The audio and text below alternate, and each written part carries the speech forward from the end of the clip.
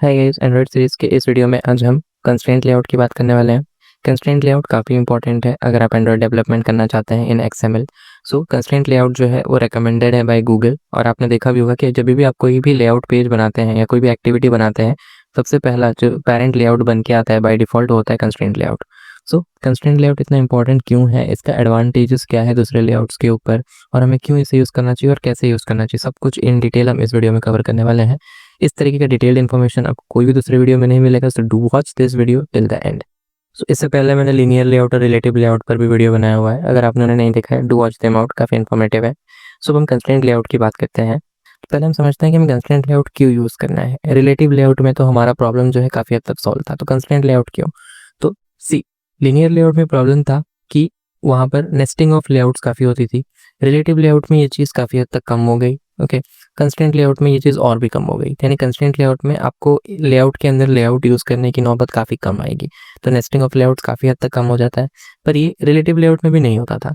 तो अब दिक्कत क्या थी रिलेटिव लेआउट में? तो ऑलरेडी हमने प्रीवियस वीडियो में देखा कि किस तरीके से हम विड्थ वगैरह को इन टर्म्स ऑफ परसेंटेज नहीं प्रोवाइड कर सकते थे। तो कंस्ट्रेंट लेआउट में हम वो चीज़ कर सकते हैं। इसके अलावा कंस्ट्रेंट लेआउट में जो डिज़ाइनिंग है वो काफ़ी हद तक स्मूथ एंड फ्लेक्सिबल है, okay, compare to relative layout. इसलिए कंस्ट्रेंट लेआउट जो है वो गूगल भी रेकमेंड करता है फॉर यूसेज। तो कंस्ट्रेंट लेआउट में सबसे पहले तो हम डिज़ाइनिंग वाले टैब में आ जाते हैं। ओके, सो अब यहाँ पर ये है हमारा कंस्ट्रेंट लेआउट। ओके, सो सबसे पहली बात, कंस्ट्रेंट लेआउट में ये लेआउट एडिटर से चीज़ें हैंडल करना काफ़ी आसान है कंपेयर टू कोड, क्योंकि कंस्ट्रेंट लेआउट के अंदर हमें ऐसे कई एट्रीब्यूट्स, कई चीज़ें मिलती है जो हम यहाँ एट्रीब्यूट वाले सेक्शन से ही इजीली चेंज कर सकते हैं। ओके, कोड वाइज भी आप लिख सकते हो, no issues in that, but काफ़ी ईजी होगा अगर हम यहाँ से कर लें। ओके, सो नाउ अब कंस्ट्रेंट लेआउट में डिज़ाइन एडिटर में मैं क्या कर रहा हूँ, मैं एक टेक्स्ट व्यू को मैंने ड्रैग किया और यहाँ पे प्लेस कर दिया। सो अब यहाँ पे कंपोनेंट ट्री में देख सकते हो कंस्ट्रेंट लेआउट के अंदर यहाँ पे मेरा एक टेक्स्ट व्यू आ चुका है। ओके, अब यहाँ इस टेक्स्ट व्यू के एट्रीब्यूट्स के सेक्शन में आप देख सकते हो जो भी सारे इसके एट्रीब्यूट्स है, वो विड्थ, हाइट, आईडी, एंड यहाँ पर कंस्ट्रेंट लेआउट के केस में हमें कंस्ट्रेंट विजेट करके दिख रहा है और इसके नीचे कंस्ट्रेंट्स है, और यहाँ पे देख सकते हो not horizontally constraint, not vertically constraint, और यहाँ पर भी एक्सक्लेमेशन है, इसके ऊपर भी आप देख सकते हो मैसेज आ रहा है मिसिंग कंस्ट्रेंट्स। ओके, सो अब अगर मैं इस ऐप को सिर्फ रन करूँ, क्योंकि मुझे मेरे प्रीव्यू में दिख रहा है कि टेक्स्ट व्यू यहाँ है, तो और मैं इसको रन करता हूँ, लेट्स सी हमें कहाँ टेक्स्ट व्यू दिखता है हमारे एक्चुअल डिवाइस में, एमुलेटर में। अब देख सकते हो यहाँ टेक्स्ट व्यू एकदम कॉर्नर में आ गया है। ऐसा क्यों हुआ? तो सीन इज, कंस्ट्रेंट लेआउट के अंदर हर व्यू को आपको एक हॉरिजॉन्टल कंस्ट्रेंट और एक वर्टिकल कंस्ट्रेंट कम से कम देना ही होगा। ओके, बिना कंस्ट्रेंट दिए अगर आप व्यू को कहीं भी प्लेस कर लो, आपको डिजाइन एडिटर में तो दिख जाएगा कि आपने यहाँ प्लेस किया, बट जब आप उसे रन करोगे वो बाय डिफॉल्ट 0,0 यानी एकदम top most, top right corner, sorry top left corner जो है वो वहाँ प्लेस हो जाएगा, जैसे अभी टेक्स्ट व्यू प्लेस हो गया था, क्योंकि हमने इसको कोई भी कंस्ट्रेंट नहीं दिया। कंस्ट्रेंट क्या है? सो कंस्ट्रेंट एक टाइप का लिमिट या रेस्ट्रिक्शन होता है जो कि हम हर व्यू को देते हैं फॉर डिफाइनिंग इट्स पोजिशन। सो अभी जैसे आप ये व्यू में 4 डॉट्स देख सकते हैं, रिलेटिव लेआउट में भी हमारे पास कुछ ऐसे ही डॉट्स होते थे, और हम उन्हें in respect to their parent या सिबलिंग उनका पोजीशन डिफाइन कर देते, राइट, रिलेटिव लेआउट में। सेम कुछ ऐसा ही हम यहाँ पर भी करने वाले हैं। तो अभी यहाँ पर सी, मैं इसके स्टार्ट वाला जो डॉट है इसको लेके इसके पेरेंट के स्टार्ट के साथ मैंने जोड़ दिया। अब देख सकते हो ऑटोमेटिकली व्यू जो है स्टार्ट के साथ अलाइन हो गए। अब अगर मैं इसके कोड में जाऊँ और यहाँ पे देखूँ तो एक एडिशनल एट्रीब्यूट यहाँ पे ऐड हुआ है। क्या है वो attribute? Constraint start to the start of parent, यानी मैं कह रहा हूँ कि व्यू का जो स्टार्ट है वो पेरेंट के स्टार्ट के साथ क्या हो जाए, अटैच हो जाए, कंस्ट्रेंट हो जाए। ओके, इन द सेम वे, और साथ ही में अगर आप यहाँ पे ऑब्जर्व करोगे, यहाँ पहले नॉट हॉरिजॉन्टली कंस्ट्रेंट आ रहा था, अब यहाँ पे आ रहा है start to the start of parent, यानी हम कह रहे हैं कि व्यू का जो स्टार्ट है, हॉरिजॉन्टली जो स्टार्ट है वो पेरेंट के स्टार्ट के साथ कंस्ट्रेंट हो चुका है। अब हमें अभी भी एरर आ रहा है कंस्ट्रेंट का, बट सिर्फ ये कह रहा है कि वर्टिकली कंस्ट्रेंट नहीं है, यानी अब मुझे इसको वर्टिकली कंस्ट्रेंट करना होगा। अब अगर मैं इसको यहाँ इसके ऊपर वाले पेरेंट के साथ अटैच कर दूं, तो आप देखेंगे कि कंस्ट्रेंट वाला जो एरर है वो चला गया। तो इसका मतलब क्या है कि हर व्यू में आपको मिनिमम 2, मतलब आपको 4 साइड के कंस्ट्रेंट्स हैं, पर आप कम से कम 2 कंस्ट्रेंट आपको देने हैं, 1 हॉरिजॉन्टल एंड 1 वर्टिकल। जैसे यहाँ पे मैंने horizontal constraint to the start of parent दिया, और वर्टिकली में मैंने क्या टॉप के साथ दे दिया। तो अगर आप चाहें तो आप चारों कंस्ट्रेंट भी दे सकते हो। तो सी, अभी मैंने जब टॉप वाला दिया तब कोड एक बार देख लेते हैं क्या चेंज हुआ, क्या एट्रीब्यूट आया है। Constraint top to the top of parent, यानी व्यू का जो टॉप है वो किसके साथ कंस्ट्रेंट हो जाए, पेरेंट के टॉप के साथ। इन द सेम वे मैं चाहूँ तो constraint end to the end of parent कर सकता हूँ। यहाँ पर सी, ये हो गया constraint end to the end of parent, and in the same way मैं इससे constraint bottom to the top sorry to the bottom of parent ये भी मैं कर सकता हूँ। तो सी चारों एंड से कंस्ट्रेंट होने के बाद हमारा व्यू जो है ऑटोमेटिकली कहाँ आ गया है, सेंटर में प्लेस हो चुका है। पर चारों कंस्ट्रेंट देना हमेशा जरूरी नहीं है, आपको हॉरिजॉन्टली एक और वर्टिकली एक कंस्ट्रेंट देना ही है हर व्यू को। Minimum 1 is needed. आप आइदर टॉप और बॉटम में से एक दे दो या तो फिर आप स्टार्ट या एंड में से कोई एक दे दो। ओके, हॉरिजॉन्टली और वर्टिकली एक कंस्ट्रेंट तो होना ही चाहिए, नहीं तो आपका व्यू जो है प्रॉपर्ली पोजिशन नहीं होगा। मैंने इसे कंस्ट्रेंड है, इसका मतलब क्या है कि वो वहां तक लिमिटेड है, उससे अब बियॉन्ड वो नहीं जा सकता। लाइक जैसे मैंने यहाँ पे लिखा है constraint top to the top of parent, यानी व्यू का जो टॉप है वो पेरेंट के टॉप से कंस्ट्रेंड है, यानी व्यू जो है ऊपर जा सकता है, ऊपर मूव हो सकता है, बट वो इस पेरेंट के टॉप से बियॉन्ड यानी उससे ऊपर नहीं जा सकता। इन द सेम वे मैंने यहाँ पे लिखा हुआ है कि view constraint bottom to the bottom of parent, यानी इस व्यू का जो बॉटम है वो पेरेंट के बॉटम के साथ कंस्ट्रेंड है, यानी वो इससे नीचे नहीं जा सकता। तो बेसिकली मैं यहाँ पे क्या कर रहा हूँ, लिमिट्स दे रहा हूँ, लिमिट्स के थ्रू इन्हें बांध रहा हूँ कि व्यू जो है वो तो वर्टिकली डायरेक्टली, क्योंकि यहाँ पे मैंने टॉप और बॉटम दोनों का कंस्ट्रेंट दिया हुआ है, तो वो वर्टिकली उस लाइन में तो मूव हो सकता है बट उससे बियॉन्ड नहीं जा सकता। इन द सेम वे स्टार्ट जो है पेरेंट के स्टार्ट से अटैच्ड है, तो यानी पेरेंट के स्टार्ट से पहले नहीं जा सकता, पेरेंट के एंड से बाद में नहीं जा सकता।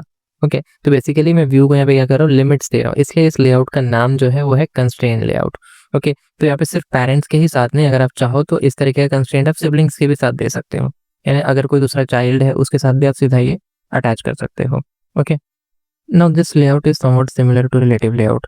रिलेटिव लेआउट में भी जिस तरह से हम जो व्यूज होते थे उनका position with respect to parent और with respect to the sibling set करते थे, यहाँ पर भी हम कुछ ऐसा ही कर रहे हैं बट हम यहाँ कंस्ट्रेंट सेट कर रहे हैं। नो इन केस आपने कोई कंस्ट्रेंट गलत दे दिया और आपको उस कंस्ट्रेंट को डिलीट करना है, तो आप कैसे डिलीट करोगे? जैसे फॉर एग्जांपल मैंने यहाँ पे व्यू का end, constraint end to the end of parent, इसको मुझे हटाना है, तो सिंपली आपको कंट्रोल क्लिक करना है। अगर आप विंडो यूजर है, मैक यूजर है तो कमांड क्लिक और इस पर राइट क्लिक कर देना है, और यहाँ पर आपको क्लियर दिख रहा होगा तो आपको बस क्लियर पे क्लिक करना है, डिलीट। क्लियर ऑल कंस्ट्रेंट करोगे तो सारे जो कंस्ट्रेंट है वो हट जाएंगे। सो अब यहाँ पर आप देख सकते हो ये वाला साइड का जो कंस्ट्रेंट है वो हट चुका है, तो क्योंकि ये वाला साइड हट चुका है यानी अब ये एंड की तरफ अटैच नहीं है, तो एंड उसको खींच नहीं रहा है, तो अब सिर्फ और सिर्फ वो किससे अटैच्ड है, स्टार्ट के साथ अटैच्ड है, तो इसलिए एकदम स्टार्ट से अटैच रह रहा है। तो जैसे ही मैंने एंड से कंस्ट्रेंट हटा दिया, तो अब यहाँ पे यहाँ कंस्ट्रेंट विजेट को आप यहाँ से देख सकते हो, यहाँ पर कंस्ट्रेंट्स की जो सारी लिस्टिंग थी इसमें start to the start of parent दिख रहा है, top to the top of parent दिख रहा है, bottom to the bottom of parent दिख रहा है, लेकिन end to the end of parent अब नहीं दिख रहा है क्योंकि मैंने एंड वाला कंस्ट्रेंट जो है वो हटा दिया है। और अगर आप ये वाला कंस्ट्रेंट नहीं भी देख रहे तो आप ये वाला डायग्राम देख सकते हो, यहाँ पे जो दिख रहा है जिसके ऊपर मेरा माउस का पॉइंटर घूम रहा है, तो आप यहाँ पे देख सकते हो तीनों एंड से ये अटैच्ड है, लेकिन यहाँ से ये अटैच्ड नहीं है, यहाँ पर ये प्लस है, इसका मतलब कि आपको अभी भी ये वाला कंस्ट्रेंट जो है किसी को देना है तो आप दे सकते हो। Okay, it's like that. So अगर अब मैं फिर से इसे अटैच कर दूं यहाँ पर, तो अब यहाँ पे आप देख सकते हैं कि अब यहाँ पर भी वो बिल्कुल ऐसा ही हो गया, यानी अब ये बता रहा है कि ये वाला कंस्ट्रेंट भी क्या है, अप्लाई हो चुका है। तो जस्ट टू से सी मैंने फिर से हटा दिया। अब आप पहले तो ये समझिए कि ये क्या है, ये जो बाजू में ये जो ड्रॉप डाउन दिख रहा है ये क्या है, ये है मार्जिन, कंस्ट्रेंट मार्जिन। सो अगर आपको अपने स्टार्ट, मैंने अभी यहाँ पे बोला तो है कि constraint start to the start of parent, पर एकदम स्टार्ट से मुझे नहीं चाहिए, मुझे थोड़ा मार्जिन देना है, तो मैं यहाँ से क्या कर सकता हूँ, यहाँ से मार्जिन दे सकता हूँ। आप अपने मन का कोई भी वैल्यू एंटर कर सकते हैं। जैसे मैंने यहाँ पे 8 एंटर किया, आप यहाँ से देख सकते हो व्यू थोड़ा सा इस साइड जो है वो शिफ्ट हुआ है क्योंकि मार्जिन अप्लाई हुआ है। अगर आप कोड में भी जाके देखोगे, एक्सएमएल वाला कोड में अगर आप जाके देखोगे, सो वहां पर भी आपको ये चीज जो है वो दिख जाएगी, या लेआउट मार्जिन स्टार्ट जो है वो क्या हो गया, 8 हो गया है, right. In the similar way आप चाहो तो टॉप से भी मार्जिन दे सकते हो, आप चाहो तो बॉटम से भी मार्जिन दे सकते हो, बट आप वहां से मार्जिन नहीं दे सकते जहां पर कंस्ट्रेंट अप्लाई ना हुआ हो। So if you want to give margin, तो पहले तो वो क्या होना चाहिए, कंस्ट्रेंट होना चाहिए, राइट। बिना कंस्ट्रेंट का अगर आप मार्जिन कोड में भी लिख दोगे तो वो अप्लाई नहीं होगा जब रन टाइम में ऐप चलेगा तब। तो पहले मैं इसको इससे अटैच कर देता हूँ, तो अब यहाँ पे आप देखोगे कि यहाँ पर अब मुझे मार्जिन का ऑप्शन दिखा रहा है। सो अब मैंने यहाँ से भी क्या कर दिया, मार्जिन दे दिया। ओके, नाउ अब यहाँ पे आप राइट क्लिक करके अगर आप कंस्ट्रेंट डिलीट करना आपको डिफिकल्ट लग रहा है तो आप सीधा यहाँ पर से भी डिलीट कर सकते हैं। सो सी ये क्रॉस बटन दिख रहा है यहाँ पर इसके इधर, तो जस्ट मैंने इस पर क्लिक कर दिया तो सी टॉप का कंस्ट्रेंट हट गया। इन द सेम वे अगर मुझे लेफ्ट वाला कंस्ट्रेंट हटाना है तो मैं यहाँ पर क्लिक कर दूंगा, सो ऑटोमेटिकली वो वाला कंस्ट्रेंट भी हट गया। तो अगर आपको कंस्ट्रेंट हटाना है तो आप वैसे भी हटा सकते हो। नाउ अब इसके अंदर आपको कुछ ये एरोज दिख रहे हैं, इन पे भी हम आएंगे, उससे पहले हम ये समझते हैं कि नीचे जो दिख रहा है ये क्या है। तो फिलहाल के लिए मैं लेफ्ट कंस्ट्रेंट हटा दे रहा हूँ, सॉरी एंड कंस्ट्रेंट जो है वो मैंने हटा दिया। अगर आप ध्यान से देखोगे फिर से मैं अटैच कर रहा हूँ और मैं दिखा रहा हूँ। नीचे ये 50 जैसा कुछ दिख रहा है और यहाँ पर भी ये 50 जैसा कुछ दिख रहा है। इसको हम बोलते हैं वर्टिकल बायस और इसको हम बोलते हैं हॉरिजॉन्टल बायस। अब अगर मैं यहाँ पर एंड वाला जो कंस्ट्रेंट है उसे हटा दूँ, तो आप देखेंगे नीचे से वो हॉरिजॉन्टल बायस जो है वो गायब हो गया। इन द सिमिलर वे अगर मैं यहाँ पर से ये टॉप वाला कंस्ट्रेंट जो है वो हटा दूँ, तो आप देखोगे कि वर्टिकल बायस जो है वो गायब हो गया। तो इसका मतलब क्या है कि बायस जो है ये तभी आता है जब आपके दोनों टाइप के कंस्ट्रेंट, दोनों साइड के कंस्ट्रेंट्स जो है वो लगे हुए हो। जैसे आपका स्टार्ट वाला कंस्ट्रेंट भी लगा हुआ है, एंड वाला कंस्ट्रेंट भी लगा हुआ है, तब आपको हॉरिजॉन्टल बायस जो है वो दिखेगा। इन द सेम वे जब आपका टॉप कंस्ट्रेंट भी अप्लाइड हो और आपका बॉटम कंस्ट्रेंट भी अप्लाइड हो, इन दैट केस आपको वर्टिकल बायस दिखेगा। बायस क्या है? तो बायस इन अ वे आपके व्यू के पोजीशन के लिए है। ओके, जैसे अभी मुझे मेरे व्यू, अभी सी मैंने टॉप से दे दिया है, बॉटम से दे दिया है और यहाँ से स्टार्ट और एंड से दे दिया है, इसलिए मेरा जो व्यू है वो कम्प्लीटली सेंटर में आ चुका है बाय डिफॉल्ट। लेकिन मैं चाहता हूँ ये सेंटर में ना रहे, मैं चाहता हूँ ये हॉरिजॉन्टली थोड़ा इधर आए। तो उसके लिए मुझे क्या करना होगा? मुझे बायस को छेड़ना होगा। मतलब मुझे बायस थोड़ा आगे पीछे में करूँगा। जैसे जैसे मैं बायस को मूव करते करते जा रहा हूँ, वैसे वैसे मेरा व्यू भी आगे मूव होते होते जा रहा है। मैंने 82 पे लाके छोड़ दिया तो ये 82 हो गया। कोड में आकर अगर हम देखें तो क्या चेंज हुआ? तो कोड में बायस का वैल्यू ऑब्वियस सी बात है क्योंकि मैंने चेंज किया है तो आया ही होगा। आप यहाँ पे देख सकते हो horizontal constraint horizontal bias, layout constraint horizontal bias that is 0.82। तो सी बायस किस तरीके से काम करता है? तो कंसिडर आपका स्क्रीन विड्थ 100% है, तो जैसे मैंने यहाँ 82 रखा तो इट्स अ काइंड ऑफ कि मैं कह रहा हूँ कि मेरा व्यू जो है वो 82% जो विड्थ है मेरा वहाँ पे सेट हो। Okay, in the same way मैं वर्टिकल बायस से भी ऊपर नीचे कर सकता हूँ। सी मैंने तो थोड़ा ऊपर ले लिया, मैंने रखा 18, यानी मेरा स्क्रीन हाइट अगर 100% का है तो उसमें 18% जो है वहाँ पर क्या रहेगा? मेरा व्यू रहेगा। ओके, ये है बायस का वैल्यू। तो अभी जब मैं यहाँ पे चेंज करता हूँ तो यहाँ पर मुझे बायस दिखता है, जैसे हॉरिजॉन्टल बायस दिखा वैसे ही वर्टिकल बायस भी दिखेगा। Okay, that is 0.18। यहाँ पे बायस का it is on the scale of 0 to 100, यानी अगर मैंने 18% रखा है लेआउट एडिटर में तो यहाँ पे दिखाएगा 0.18।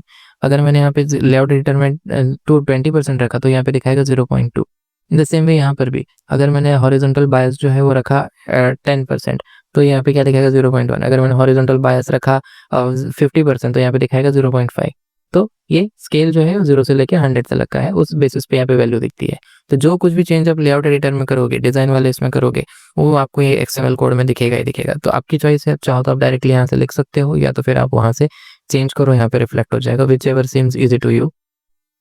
जैसा पहले था एज इट इज वैसा कर दिया है।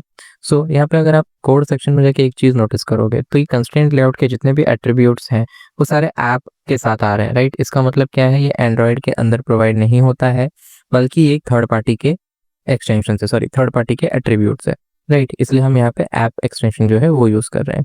सो अगर आप ध्यान से इसमें बिल्ड डॉट ग्रेडल में जाके देखेंगे तो हमने यहाँ कंस्ट्रेंट लेआउट का एक इम्प्लीमेंटेशन, एक डिपेंडेंसी ऐड की हुई है। इसका मतलब हम कंस्ट्रेंट लेआउट को एज एन डिपेंडेंसी ऐड कर रहे हैं और उससे उसके एट्रीब्यूट्स हम यूज़ कर रहे हैं, इसलिए वहाँ पे ऐप एक्सटेंशन आ रहा है। वर्जन क्या है अगर आपको वो चेक करना है सो आप यहाँ पे जाके चेक भी कर सकते हो। कंस्ट्रेंट लेआउट का वर्जन इज 2.1.4। ओके, सो ये एक एडिशनल इन्फॉर्मेशन था। अब हम एक्चुअली में देखते हैं कि किस तरीके से इसमें अलाइनमेंट एंड ऑल होता है। एक आध व्यूज़ को लेते हैं एंड देन उसके साथ में अलाइनमेंट वगैरह करके देखते हैं। सो अब मैं इस व्यू का एक कंस्ट्रेंट जो है उसे हटा देता हूँ, से ये वाला।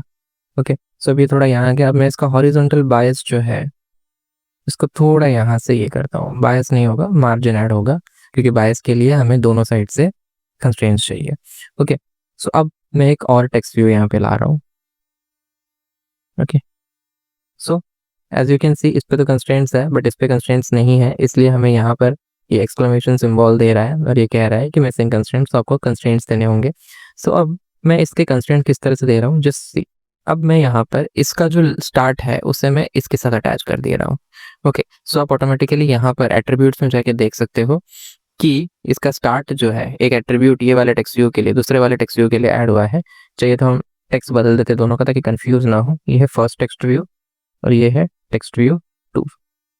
ओके, तो ये जो टेक्स्ट व्यू 2 है जिसे हमने अभी ऐड किया, इसका जो स्टार्ट है टू द एंड ऑफ पहला वाला टेक्स्ट व्यू। इनके आईडीज भी हम बदल देते हैं, ये 1 हो जाएगा और यहाँ पर ये भी 1 हो जाएगा। यहाँ ये 7 है तो इसको हम 2 कर देते हैं ताकि आगे कोई कंफ्यूजन ना रहे। ओके, तो टेक्स्ट व्यू 2 जो है, सी टेक्स्ट व्यू 2 का जो स्टार्ट है वो किसके एंड पे है? टेक्स्ट व्यू 1 के। ओके, अब अगर हम डिज़ाइन में जाके देखेंगे सो अभी हमने सिर्फ इसको एक हॉरिजॉन्टल कंस्ट्रेंट दिया है, वर्टिकल कंस्ट्रेंट हमें देना अभी भी बाकी है। तो नाउ सी, अब यहाँ पर मैं इसका जो वर्टिकल कंस्ट्रेंट है वो देने जा रहा हूँ। मैं इसके टॉप को इसके टॉप के साथ क्या कर रहा हूँ, कंस्ट्रेंट कर दे रहा हूँ। सो सी, अब यहाँ पे ये वाला टेक्स्ट व्यू जो है, इसका जो स्टार्ट है वो पहले वाले टेक्स्ट व्यू 1 जो है उसके एंड के साथ अटैच्ड है। ओके, तो एक बार मैं कोड में जाके दिखा देता हूँ। सी, यहाँ पर आप देख सकते हो, constraint start to the end of text view 1 and constraint top to the top of text view 1। Okay, अब अगर आप यहाँ पर भी हमें कंस्ट्रेंट्स दिख रहे हैं, तो दोनों काफ़ी कंजस्टेड है, तो आप चाहो तो इसे थोड़ा यहाँ शिफ्ट कर सकते हो। बट सी, जब भी मैं इसे शिफ्ट कर रहा हूँ, यहाँ मेरी मार्जिन वैल्यू बढ़ेगी। तो क्योंकि मैंने इसे हॉरिजॉन्टली शिफ्ट किया है, तो टेक्स्ट व्यू 1 जो कि किसके साथ कंस्ट्रेंड है, टेक्स्ट व्यू 2 जो कि टेक्स्ट व्यू 1 के एंड के साथ कंस्ट्रेंड है। तो उनके बीच में आप देख सकते हो कितने का मार्जिन दिख रहा है, 80। वही आपको यहाँ भी दिख रहा है। आप चाहो तो इसको बदल भी सकते हो। इन द सेम वे, अगर आप टॉप से मार्जिन चाहते हो तो आप यहाँ से दे सकते हो। तो आप यहाँ से देखोगे टेक्स्ट व्यू 2 जो है वो 1 के कंपैरिजन में थोड़ा नीचे आएगा, क्योंकि हमने यहाँ पे क्या दे दिया है, मार्जिन दे दिया है। सो नाउ बेसिकली मैंने किया क्या है, यहाँ पर मैंने टेक्स्ट व्यू 2 का जो टॉप है वो टेक्स्ट व्यू 1 के साथ अटैच कर दिया है, कंस्ट्रेंट कर दिया है। मैंने कह दिया है कि भाई तेरा जो टॉप है वो इसके टॉप से कंस्ट्रेंट है, लिमिट है, उससे बियॉन्ड तू नहीं जा सकता। अब आप ट्राई करते हैं कि टेक्स्ट व्यू 2 को मैं ऊपर लेके जाऊँ। ओके, सी, वो नहीं जा रहा है। क्यों? क्योंकि इसका टॉप मैंने लिमिट दे दिया है। सी, ये नीचे जा सकता है, जितना चाहूँ मैं उसे उतना नीचे लेके जा सकता हूँ, लेकिन ये इस लाइन के टॉप के टेक्स्ट व्यू 1 के टॉप से ऊपर नहीं जा सकता। मैं मार्जिन चाहिए तो मैं हटा देता हूँ ताकि आपको क्लियर डिफरेंस समझ में आए। सी, मैंने मार्जिन अभी कर दिया 0। टेक्स्ट व्यू 2 टेक्स्ट व्यू 1 के एकदम बराबर है। आई एम जस्ट ट्राइंग कि टेक्स्ट व्यू 1 को मैं ऊपर लेके जाऊँ, नहीं जा रहा है। क्यों? क्योंकि उसका टॉप जो है टेक्स्ट व्यू 1 के साथ कंस्ट्रेंड है। अब मैं टेक्स्ट व्यू 1 को ऊपर मूव कर रहा हूँ, तो उसके साथ में आप देख सकते हो टेक्स्ट व्यू 2 भी मूव हो रहा है। क्यों? क्योंकि टेक्स्ट व्यू 2 का टॉप जो है वो अटैच्ड है किसे, टेक्स्ट व्यू 1 के टॉप से। लिमिट दे दिया है मैंने, तो जब टेक्स्ट व्यू 1 का टॉप मूव होगा ऑटोमेटिकली उसके साथ में टेक्स्ट व्यू 2 का टॉप क्योंकि अटैच्ड है तो वो भी मूव होगा। लेकिन टेक्स्ट व्यू 2 अकेले खुद से ऊपर नहीं जा पा रहा है, टेक्स्ट व्यू 1 के टॉप से ऊपर नहीं जा पा रहा है, क्योंकि हमने उसे लिमिट दिया है कि भाई तेरा जो लिमिट है वो टेक्स्ट व्यू 1 के टॉप तक ही है, उससे बियॉन्ड तो नहीं जा सकता। वर्टिकली वो ऊपर नीचे हो सकता है। You can see this in the same वे। अभी टेक्स्ट व्यू 2 जो है उसका स्टार्ट जो है वो हमने किसके साथ कंस्ट्रेंट किया है, टेक्स्ट व्यू 1 के एंड के साथ। यानी टेक्स्ट व्यू 2 जो है वो सी टेक्स्ट व्यू 1 के बाद में, टेक्स्ट व्यू 1 के एंड के बाद में वो कैसे भी मूव कर सकता है, पर टेक्स्ट व्यू 1 के पहले नहीं जा सकता। टेक्स्ट व्यू 1 का जो एंड है उससे आगे वो नहीं जा सकता। क्यों नहीं जा सकता? क्योंकि हमने टेक्स्ट व्यू 2 जो है उसके स्टार्ट को इसके एंड के साथ कंस्ट्रेंट किया। मतलब हमने कह दिया कि भाई तेरा मूवमेंट जो है वो इस तक ही हो सकता है। यानी कंस्ट्रेंट हमने दे दिया है कि टेक्स्ट व्यू 1 के एंड के आगे टेक्स्ट व्यू 2 नहीं जा सकता। सी, मैंने कंस्ट्रेंट दे रखा है, इससे आगे वो मूव ही नहीं हो सकता। अंडरस्टैंड? सो इस तरीके से हम कंस्ट्रेंट लेआउट में हमारे व्यूज को डिफाइन करते हैं। सी, ओके, सो आई गेस आपको ये चीज समझ में ही होगी। अब मैं एक और टेक्स्ट व्यू ले लेता हूँ। ओके, यहाँ मैंने रखा। अब हम उसे उसका आईडी दे देते हैं, से हम देते हैं उसका आईडी टेक्स्ट व्यू 3। ओके, अब हम इसका अलाइनमेंट भी समझते हैं। नाउ सी, अभी जो टेक्स्ट व्यू 3 है इसका हम टेक्स्ट व्यू बदल देते हैं, टेक्स्ट व्यू 3 कर देते हैं ताकि कोई कंफ्यूजन ना रहे। अब इस टेक्स्ट व्यू 3 के कंस्ट्रेंट्स देने हैं। ओके, अब मैंने इसका लेफ्ट जो है या इसका स्टार्ट जो है वो मैंने पेरेंट के स्टार्ट के साथ जोड़ दिया है। अब इसका जो टॉप है मैं टेक्स्ट व्यू 1 के बॉटम के साथ जोड़ रहा हूँ। तो अब इसका मतलब क्या हुआ कि अब ये जो टेक्स्ट व्यू 3 है मैं जितना चाहूँ इसको मूव कर सकता हूँ, लेकिन इसका एक रूल है। क्या रूल है, क्या कंस्ट्रेंट दिया है हमने? पहली बात, ये पेरेंट के स्टार्ट से पहले नहीं जा सकता। दूसरी बात, ये टेक्स्ट व्यू 1 के ऊपर नहीं जा सकता। क्यों नहीं जा सकता? क्योंकि मैंने टेक्स्ट व्यू 3 जो है उसके टॉप को टेक्स्ट व्यू 1 के बॉटम का कंस्ट्रेंट दिया है। आप कोड में जाके भी देख सकते हो एट्रीब्यूट्स में। See, constraint top to the bottom of text view 1, यानी क्या मैं कह रहा हूँ कि ये जो है, ये जो टेक्स्ट व्यू 3 है इसके टॉप को टेक्स्ट व्यू 1 के बॉटम तक का लिमिट है, उससे ऊपर वो नहीं जा सकता। ओके, उसके नीचे वो जितना चाहे मूव कर सकता है, लेकिन उससे ऊपर वो नहीं जा सकता। ओके, तो इस तरीके से हम जो है कंस्ट्रेंट लेआउट में कंस्ट्रेंट्स देके व्यूज को क्या करते हैं, एक पर्टिकुलर लिमिट तक रोकते हैं, उससे आगे हम बियॉन्ड उसको जाने नहीं देते हैं। इसके चलते हमें रिस्पॉन्सिव डिजाइन बनाने में काफी हेल्प मिलती है। मैं जिससे मैं चाहता हूँ कि दोनों टेक्स्ट व्यू जो है, टेक्स्ट व्यू 1 और टेक्स्ट व्यू 3 दोनों एक ही साइड से अलाइंड हो। यानी मैं चाहता हूँ कि ये जो है मतलब इसका स्टार्ट जहाँ से हो इसका भी स्टार्ट वहीं से हो। ओके, अब मैं इसके लिए क्या करूँगा, पहले डिजाइन वाले में चलते हैं। मैं इसका जो स्टार्ट वाला कंस्ट्रेंट दिया हूँ उसको हटा देता हूँ। सी, मैंने यहाँ से इसको हटाया डिजाइन वाले इससे, कंस्ट्रेंट विजेट से। अब मैं क्या करूँगा, इसका जो स्टार्ट है उसे टेक्स्ट व्यू 1 के स्टार्ट के साथ कंस्ट्रेंट कर दूंगा। तो अब ये एक तो ये इसका जो टॉप है वो टेक्स्ट व्यू 1 के बॉटम से कंस्ट्रेंट, यानी उससे ऊपर वो जा नहीं सकता, और इसका स्टार्ट भी अब टेक्स्ट व्यू 1 के स्टार्ट के साथ है, यानी टेक्स्ट व्यू 1 को मैं जहां मूव करूंगा टेक्स्ट व्यू 3 भी वहां मूव होगा। ओके, मुझे टेक्स्ट व्यू 3 के लिए अलग से पोजीशन देने की जरूरत नहीं है, मैंने ऑलरेडी कंस्ट्रेंट दे दिया है। सी, अब क्योंकि टेक्स्ट व्यू 2 जो है उसका टॉप भी टेक्स्ट व्यू 1 के कंस्ट्रेंट के साथ अटैच्ड है, तो वो भी साथ में मूव हो रहा है। Okay, so this is the beauty of constraint layout. अब हम कुछ और चीजें देखते हैं ना। मैंने पहले बाकी के जो 2 व्यूज उन्हें हटा दिया है। सो अब सबसे पहले तो ये कंस्ट्रेंट को मैं यहाँ पे ये कंस्ट्रेंट को भी मैं यहाँ पे एंड से जोड़ दे रहा हूँ। ओके, अब ओके या सो अब यहाँ पर मैं 8 और 8 कर देते हैं अब, जस्ट जो मेरे मार्जिन्स थे। ओके, अब सबसे पहली बात, आप यहाँ पे कुछ अंदर एरोज देख पा रहे हो, क्रॉस के अंदर ये कुछ इस टाइप के एरोज है। अगर मैं इन पे होवर करूँ तो वो दिखा रहा है रैप कंटेंट। तो बेसिकली जब मेरा जो व्यू है उसका विड्थ और हाइट रैप कंटेंट होगा तब ये वाला सिंबल आएगा। ओके, सो अब अगर मैं रैप कंटेंट के बदले कुछ फिक्स्ड विड्थ या कुछ फिक्स्ड हाइट दे दूं, जैसे कि मैंने विड्थ दे दिया 100 dp, और आप यहाँ चेंज ऑब्जर्व करिएगा, लाइन चेंजेस। ओके, और यहाँ पे हाइट भी मैंने दे दिया 100 dp टेक्स्ट व्यू का। ओके, तो यहाँ पर अगर आप देखेंगे तो ये लाइंस आप देखिए, तो ये लाइंस जो है वो किस तरीके से आ गए हैं, एकदम चेंज हो गया। तो ये इंडिकेट कर रहा है कि अब ये क्या है, फिक्स्ड है। ओके, तो यहाँ पर ये चेंज हो गया है, तो पहले तो हम इससे 100 कर देता है, या राइट। तो सी, ये मेरा टेक्स्ट व्यू है ना। यहाँ बायस 100 सेट हो गया, इसके चलते ये एकदम एक्सट्रीम एंड पे आ गया है। हम थोड़ा बायस को शिफ्ट कर देते हैं। तो सी, मैंने अब यहाँ पे हाइट जब बदला, विड्थ और हाइट मैंने NDP दिया, तो मेरा लाइन का साइज जो है, लाइन का जो शेप है वो क्या हो गया, बदल चुका है। जब मैं इसे रैप कंटेंट रखूँ तब आप लाइन का शेप देखिए, तब आपका लाइन का जो शेप है वो चेंज हो जाता है, which indicates it is wrap content. अब एक और तरीका है, सी, अगर मेरे व्यू के दोनों एंड से कंस्ट्रेंट है, मेरा जो व्यू है अगर दोनों एंड से कंस्ट्रेंट है, जैसे आप हॉरिजॉन्टली इस व्यू को देख सकते हो, स्टार्ट और एंड से ये पेरेंट से कंस्ट्रेंट है, वर्टिकली भी स्टार्ट टॉप और बॉटम से ये पेरेंट से कंस्ट्रेंट है, तो मेरे पास एक ऑल्टरनेटिव आता है मैच कंस्ट्रेंट्स का। One more thing, very important thing, constraint layout में हम किसी भी व्यू को कंस्ट्रेंट लेआउट के अंदर जो भी व्यूज है हम उन्हें विड्थ या हाइट मैच पेरेंट में नहीं देते हैं। इट्स अ कॉमन प्रैक्टिस, क्योंकि सी, अगर आप मैच पेरेंट दे दोगे तो वो पूरा विड्थ या पूरा हाइट ले लेगा, तो कंस्ट्रेंट का कोई मतलब ही नहीं बना। क्योंकि अगर आप उसे पहले ही कह दे रहे हो कि भाई पूरा का पूरा स्पेस ले ले, तो फिर कंस्ट्रेंट सेट करने का तो कुछ फायदा ही नहीं हुआ, राइट। तो इसीलिए हमारे पास कंस्ट्रेंट लेआउट में मैच पेरेंट जैसा कुछ नहीं होता, हमारे पास होता है मैच कंस्ट्रेंट। तो मैच कंस्ट्रेंट यानी क्या, जो भी कंस्ट्रेंट है उतना स्पेस ले लो, तो इन दैट केस विड्थ हो जाएगा 0 dp। सी, मैंने यहाँ पे लेआउट विड्थ भी 0 dp कर दिया, तो ऑटोमेटिकली जो भी उसका कंस्ट्रेंट था उसने उतना विड्थ ले लिया। तो कंस्ट्रेंट क्या था, start to the start of parent, and to the end of parent, तो उसने पूरा विड्थ जो है वो ले लिया। इसी तरीके से अगर मैं हाइट को भी 0 dp से 0 dp कर दूं, तो भी आप यहाँ पे देख सकते हो उसने क्या किया, पूरा का पूरा स्क्रीन हाइट जो है वो ले लिया, क्योंकि उसने कंस्ट्रेंट मैच कंस्ट्रेंट कर लिया है। ओके, तो यहाँ पर हम इसे भी चेंज कर देते हैं as of now. Now just in case मैं चाहता हूँ कि मेरा जो विड्थ है वो मैच कंस्ट्रेंट हो, अब लेकिन मैं ये नहीं चाहता हूँ कि पूरा स्क्रीन ले, मतलब मैं इसे मिनिमम या मैक्सिमम विड्थ देना चाहता हूँ, तो इवन दैट इज पॉसिबल। सो वो हम यहाँ से एट्रीब्यूट, डिक्लेयर एट्रीब्यूट से प्लस करके हम एट्रीब्यूट ऐड कर सकते हैं, but I will prefer through code. Okay, तो मैं यहाँ पर सेट कर सकता हूँ सी, यहाँ पर सी, लेआउट कंस्ट्रेंट विड्थ मैक्स, मैं मैक्सिमम विड्थ दे सकता हूँ जो भी आपको रखना है। से मैंने रखा 300 dp। ओके, और मिनिमम विड्थ भी अगर आप ऐसे ही सेट करना चाहते हैं तो आप वो भी कर सकते हो, से 100 dp।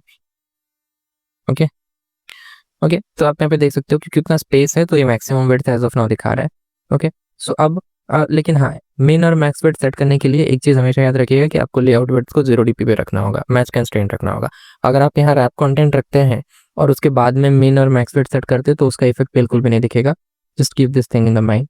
तो ये कुछ छोटी छोटी चीज़ें हैं जो आपको हमें अभी अपने दिमाग में सेट कर लेना है, ताकि जब आप डिज़ाइन करें तो बेटर वे में डिज़ाइन कर सके। इन द सेम वे हम हाइट के लिए भी सेट कर सकते हैं।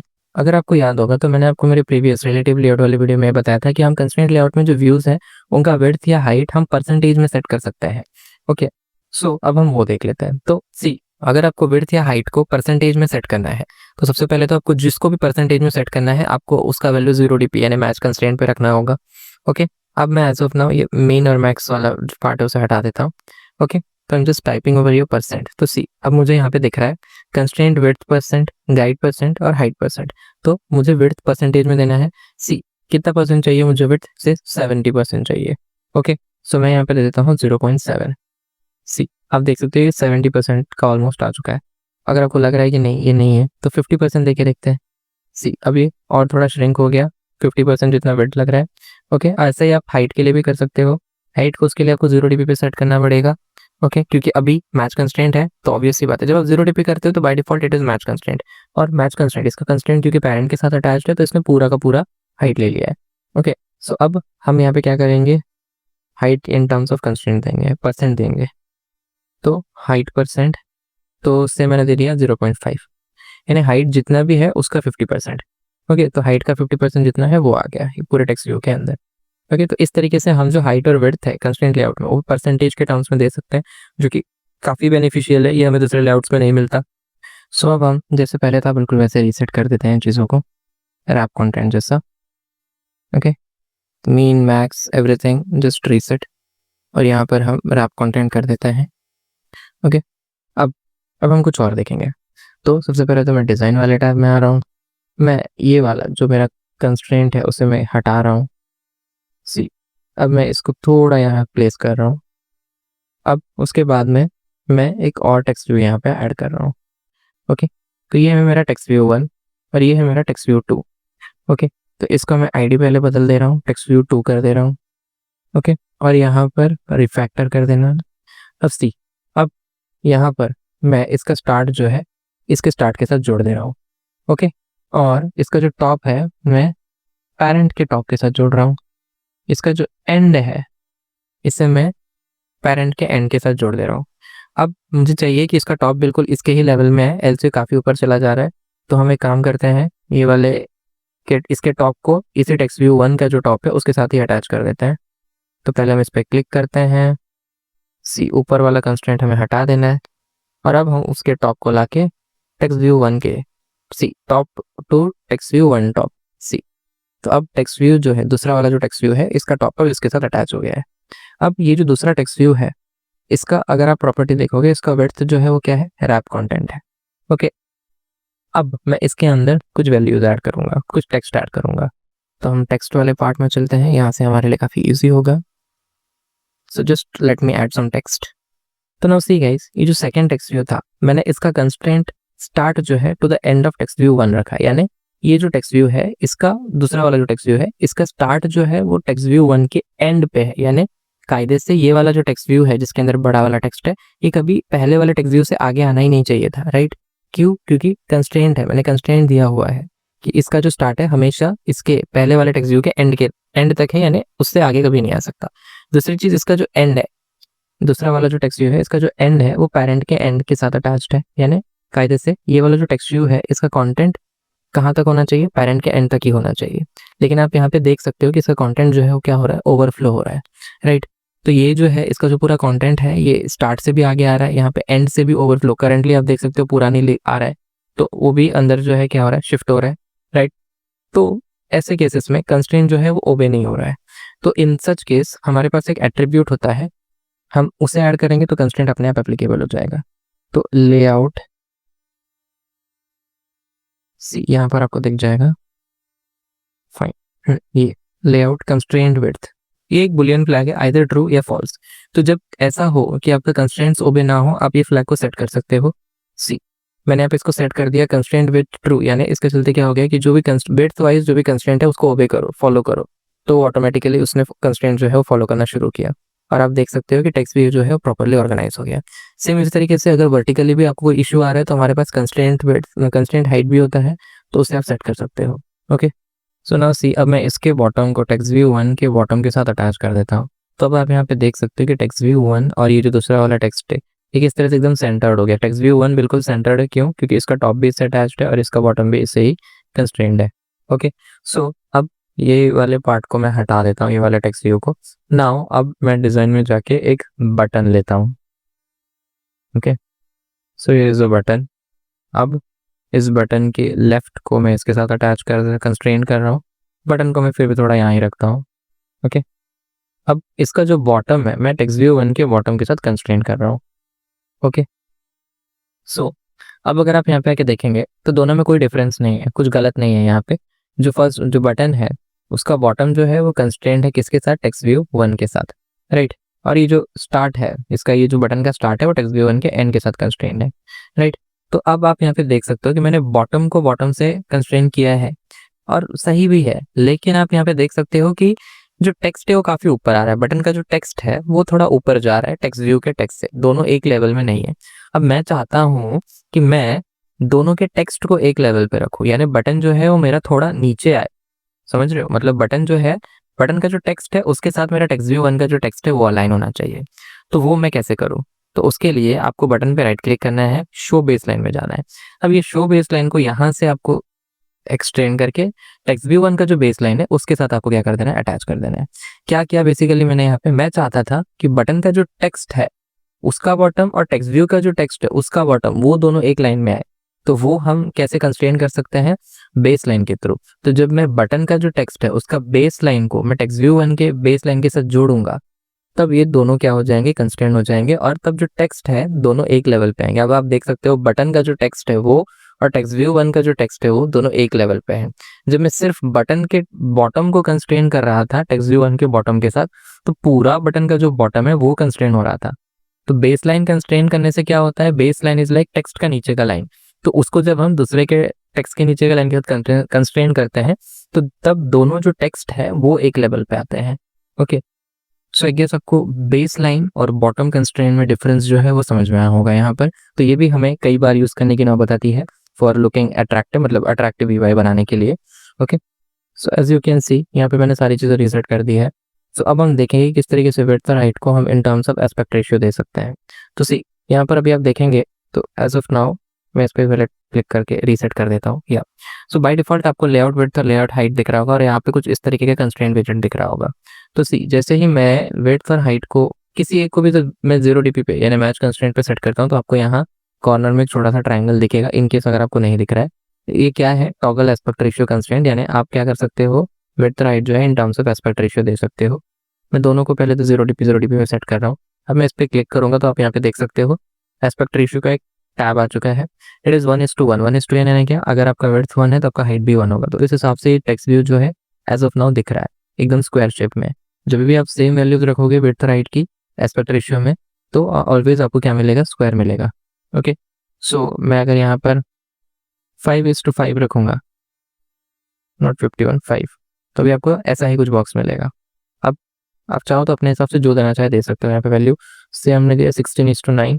सो अब ये विड्थ, इसका मतलब क्या होगा कि अगर विड्थ 16 है तो आपका हाइट जो है वो क्या होगा, 9, यानी आपका विड्थ ऑब्वियसली बड़ा होगा, हाइट छोटा होगा, मतलब ये शेप जो है क्या हो जाएगा, रेक्टेंगुलर शेप हो जाएगा। तो इस तरीके से आप जो है व्यूज का विड्थ हाइट मैनेज कर सकते हो in terms of aspect ratio. So अब हमने जो लेआउट बनाया था रिलेटिव लेआउट में, सेम लेआउट को कंस्ट्रेंट लेआउट में हम कैसे बनाएंगे देखते हैं। तो सबसे पहले तो मुझे एक एडिट टेक्स्ट चाहिए, तो मैं टेक्स्ट के सेक्शन में जाऊंगा, मैं यहाँ से लूंगा प्लेन टेक्स्ट। ओके, सी ये यहाँ पे आ चुका है, एडिट टेक्स्ट है।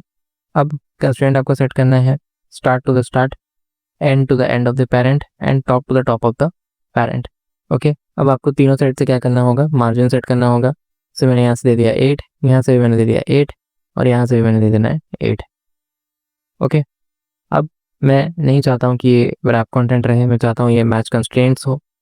सी मैंने इतना कर दिया तो बिल्कुल ये मैच कंस्ट्रेंट हो गया, सिंपल, मार्जिन को छोड़ के पूरा विड्थ ले लिया है इसने। ओके, अब अगर आपको जैसे बाकी चीज़ें हमने वहाँ सेट की थी सेम उसी तरीके से आप यहाँ पर भी सेट कर सकते हो। मैं एज ऑफ नाउ कुछ भी और नहीं चेंज कर रहा हूँ एक्सेप्ट नेम एडिट, आईडी मैंने बदल दिया। ओके, बाकी सारी चीज़ें जो है वो ऐसे ही होंगी, जो हिंट एंड बाकी के एट्रीब्यूट सेट करना है बिल्कुल वैसा ही होगा। अब हम यहाँ पर इनपुट टाइप अगर आपको चेंज करना आप कर सकते हो, बट नेम के लिए टेक्स्ट ही रहेगा। अब हम दूसरा एक और एडिट टेक्स्ट लेंगे, ड्रैग करके ड्रॉप करना है। सो नाउ भी ड्रैग नहीं हो रहा था, एक और बार ड्रैग करता हूँ। या सो यहाँ पर एक और एडिट टेक्स्ट आ गया। नाउ सी अब हमें इसे भी कंस्ट्रेंट करना है, कंस्ट्रेंट लेना है। अब यहाँ पे पहले वाले में देख सकते हो उसमें कुछ एरर आ रहा है, touch target size too small. तो see item size is 45 dp, consider making the height of this touch target 48 dp और लार्ज। तो ये कह रहा है कि अब जो हाइट है इसका 48 dp है उससे ज़्यादा कर दो। So it choice is yours. So से मैंने कर दिया 50 dp। अब वो एरर चला जाना चाहिए, सी जा चुका है। सो अब हम इसे कंस्ट्रेंट करते हैं, इसे हम मिनिमाइज करते हैं। नाउ सी ऑब्वियस सी बात है, ये जो एडिट टेक्स्ट है जो अभी हमने ड्रैग किया है, पहले हम इसका आईडी बदल देते हैं। सो इसे हम रखेंगे एज एडिट। ओके, ये वाला जो एडिट टेक्स्ट है, तो ये वाला जस्ट अ सेक। ओके, ये कह रहा है कि ये पहले से एग्जिस्ट करता है, फाइन, हम कुछ और दे देते हैं या डेट्स दे देते हैं, राइट। ऑलरेडी रिलेटिव लेआउट वाला भी इसी फोल्डर में और उसके अंदर भी सेम ही आईडी का एक एडिट टेक्स्ट है, इसलिए उसने कहा। अब हम इसे कंस्ट्रेंट करते हैं ना, सी अब मुझे ये वाला जो एडिट टेक्स्ट है इसका कंटेंट हम पहले टेक्स्ट बदल देते हैं, वो होगा एज, राइट। हाँ, सो अब ये एज वाला जो एडिट टेक्स्ट है ये नेम के नीचे होना चाहिए, तो हम इसका जो टॉप है उसको किसके साथ अटैच करेंगे, नेम के बॉटम के साथ। ओके, अब यहाँ पे आप देख सकते हैं कंस्ट्रेंट लग गया है, आपको कुछ मार्जिन देना है तो आप दे सकते हैं, तो मैंने मार्जिन दे दिया 8 का, ज़्यादा चाहते हो तो ज़्यादा दे सकते हो। अब आता है यहाँ पे विड्थ, मैं चाहता हूँ कि पूरा जो कंस्ट्रेंट है उतना का विड्थ ले, राइट। सो सबसे पहली चीज़ उसके लिए तो मुझे पहले इसका कंस्ट्रेंट सेट करना होगा, विड्थ जो है रैप कंटेंट से मुझे क्या सेट करना होगा, मैच कंस्ट्रेंट, लेकिन उसके लिए पहले मुझे कंस्ट्रेंट देना होगा। नाउ अब मैं इसे क्या कर दूंगा, पेरेंट के साथ यहाँ पे अटैच कर दूंगा, और यहाँ जो हमारा एंड है उससे भी हम क्या करेंगे, पेरेंट के एंड के साथ अटैच कर देंगे।